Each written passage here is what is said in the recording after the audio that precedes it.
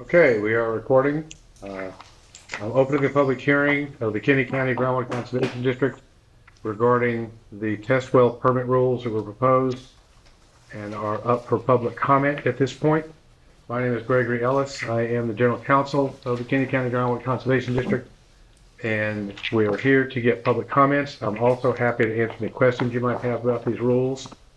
So my first question is there anyone here who would like to make public comments on the testing well permit rules? Okay, hearing none, I'm happy to answer any questions that you might have. Does anybody have any questions about the testing well permit rules? All right, yeah, yes, sir. Yes, I have a question Yes, sir. with regards to them. I've sat and watched the videos for the last 3 months in there. And I guess my question is, you have a proposed set of new rules, but the board is, several members of the board are not even following the old rules that are on there and that show nothing but disdain in many cases on, and it's right there on the video, have shown disdain for those rules. I believe one of the comments was, I don't care, when advised that this was contrary to it. 2 times, your advice has been totally ignored.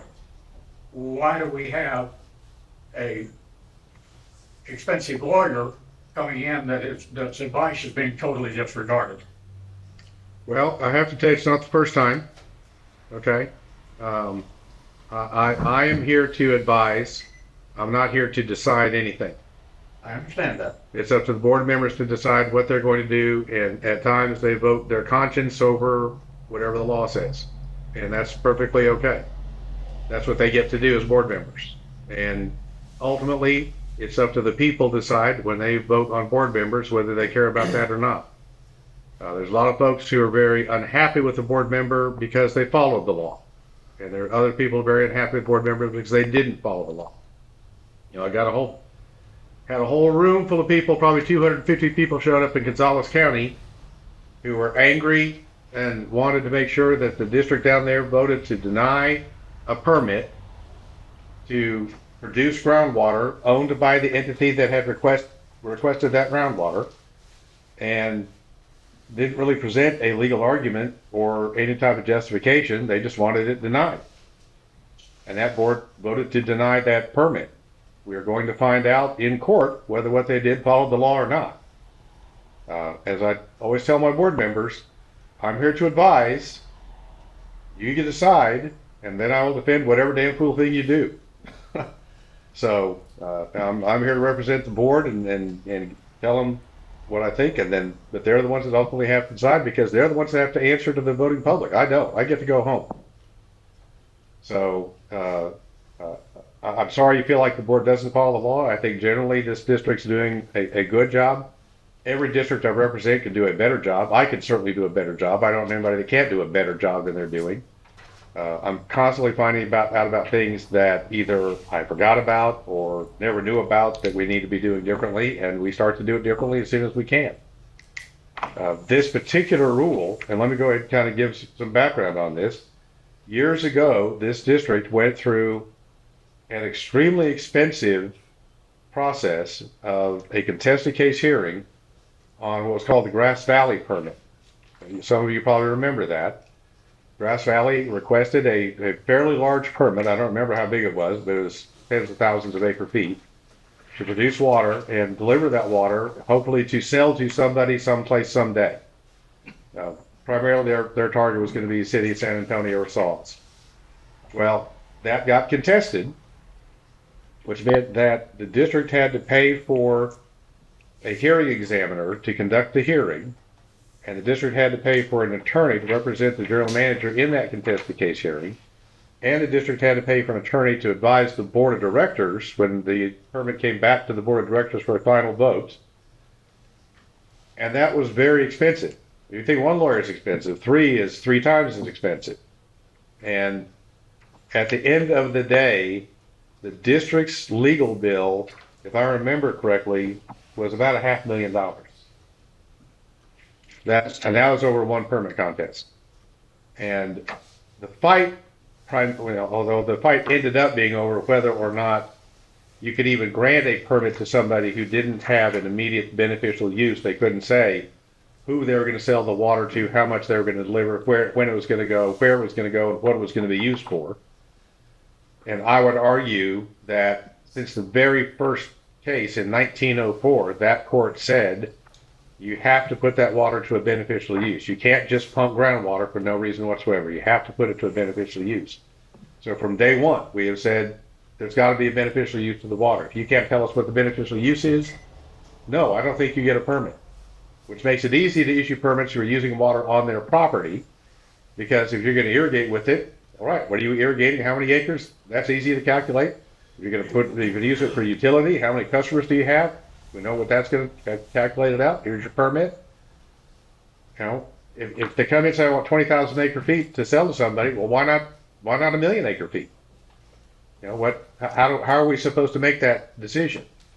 So beneficial use and evidence of that beneficial use, I believe, is extremely important to the overall process. Well, because they didn't have a beneficial use, their permit was declared not administratively complete to begin with. They didn't present the evidence necessary to go through that permit. Well, after they went through all of that, and they had this huge long argument during the contested case over what the hydrogeology said. We had a hydrogeologist saying they could pump all this water and no one else around us even notice it's being pumped. And other people saying, no, it's going to dry up the springs, or it's going to hurt my property over here, it's going to cause all these other problems. And they had hydrogeologists that made that argument. So we have the typical environmental expert battle of the experts as to what's going to happen. And the board gets to decide, which group they believe, and the hearing examiner has to make a recommendation based on whichever hydrogeologist they believe. But at the end of the day, we don't know until they start pumping the water. And so the board at that time said, here's what we want to do from now on. We don't want to go through this battle of the experts ever again. We're going to let them go ahead and drill their well. We're going to let them pump that well at whatever amount they want to be able to pump it to get their permit, so we can see what actually happens to the aquifer when they start pumping. And at the end of a year, we'll take a look and see what actually happened. And based on what actually happened, then we'll decide how much of a permit what's the maximum permit they can get. So it puts the permittee at risk. They're going to spend the tens of thousands of dollars it costs to put in a well, and they're going to have to operate for a year. And then at the end of that year, they're maybe going to get a permit, maybe not, or maybe get the permit they want, or maybe not. But there won't be a battle of the experts at that point. There's going to be, this is what actually happened. Now, there might still be a little bit of a battle over, well, that happened because it was during a drought. Well, that happened because these other people were also pumping at the same time. The other thing we had in that original 1904 case was an opinion by the Texas Supreme Court that said the movement of underground waters is so mysterious and occult as to be unknowable. And to a certain extent, that's still true. Because are the wells dropping because it has stopped raining? Or are the wells dropping because we're still pumping it? And obviously, the answer is probably always it's a combination of those things. Well, this rule is designed to give us real world data as opposed to model runs to try and figure out exactly how to work this. What we have discovered most recently is that people had kind of abused the system, and perhaps we didn't follow up as well as we should have after the fact. People got a permit, operated for a year, and they never came in to get their regular permit, so they were continuing to operate. Now, part of that problem is, and this may be something we still have to address, if they didn't have an opportunity to pump the full amount that they want on the permit, the rule says they don't get that amount on their permit. And so it may be that they didn't come in to ask for a regular permit because they didn't have the evidence to support that regular permit. And I can understand that. If it wasn't too dry and you didn't have to pump the water, we certainly don't want people pumping water for no good reason. I don't want them out pumping 50, 100, 150 acre feet just to prove they can. I don't know if you heard this or not, but the Fort Stockton Holdings Company down in the Middle Pecos district was trying to do a permit that they could sell to specific people, Midland, Odessa, maybe San Angelo, and they already had a permit based on the amount of of acres that they own that they were using for irrigation or could use it for irrigation, but had never pumped that much. And so people were complaining that we can't give them this big permit to sell to people because they've never really pumped that much. Well, they went out in the Pecos County area and put in a rice field. So they were trying to grow rice out in the desert. They used a lot of water and they got rice. It wasn't a great crop, but they did grow some rice because they could. Well, that's not a great result. So it's a bad idea, I think, to encourage people to pump water that they don't need to use. And that this rule tends to do that. It says if you want to get a 50 acre foot permit, you got to pump 50 acre feet. Which is why I think the board made the decision that they did at the time. And so I think the rule still needs some reforming to fix it. We do have an alternative. Rather than pump for a year, you can just run a pump test, which does waste a lot of water, but not a year's worth. You can run it for 36 hours or something like that and get a pretty good read on what happens to the aquifer, how far that well drops, and how quickly it comes back up, and what happens to any other people that have requested to have their wells monitored during the test. But that may be a much better option. I still like the idea of getting real world data over the battle of the hydrogeologist experts, because there are too many hydrogeologists that will say whatever you want them to say. And so, they can make the model say whatever they want the models to say. So that's where this one came from. Also, the second part of this rule change is to Rule 3.04, which says your temporary permit expires 31 days after the end of the pump test. So you have to stop pumping at that point. You have no authority to pump anything once that's over. So that creates an incentive now for them to come in and not, as I said, potentially abuse the system by continuing to operate under a temporary permit.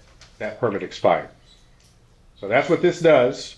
It's obviously not real controversial. We'd have a bigger crowd here and more comment. Again, happy to answer any questions that y'all might have, and if you want, we can close this hearing. We can talk about the other rules. All right. Well, last call. Any other comments? Any other questions? All right. I do have one more question. Yes, sir. You said that they were supposed to stop pumping after 30 days if they do that 36-hour. The new rule, if adopted, would require them to do that. Yes, the board will vote on that next week. Who is going to be responsible for ensuring that is accomplished? The district staff is responsible to make sure that's done. I'm sorry? The district staff is responsible for making sure that gets done. And anybody that continues to pump after that is subject to civil penalties of up to $25,000 per day that they continue to pump. Now, I got to find a district court judge that will award that. I found one in Fort Bend County. I got a $25 million judgment against somebody one time for 3 years of violations down there. Yeah. I didn't collect any of it. He came in and got the Still got the judgment though. But I got the judgment. Was not on a contingency. Biggest regret of my life. No, contingency is only good if you can collect the money. So, I had to foreclose on about 250 homes down there to collect any of it. So anyway, there is a pretty big hammer out there if people choose to violate the rules.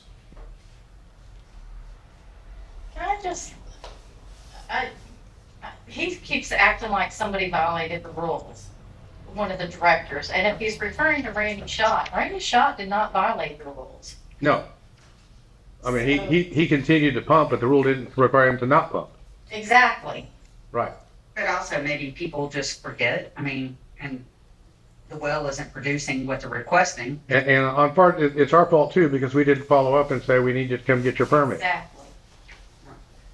But, there is a responsibility on both parts, and this rule makes it absolutely clear the responsibility primarily lies with the permittee to stop pumping or come get a regular permit. Right, the new rule.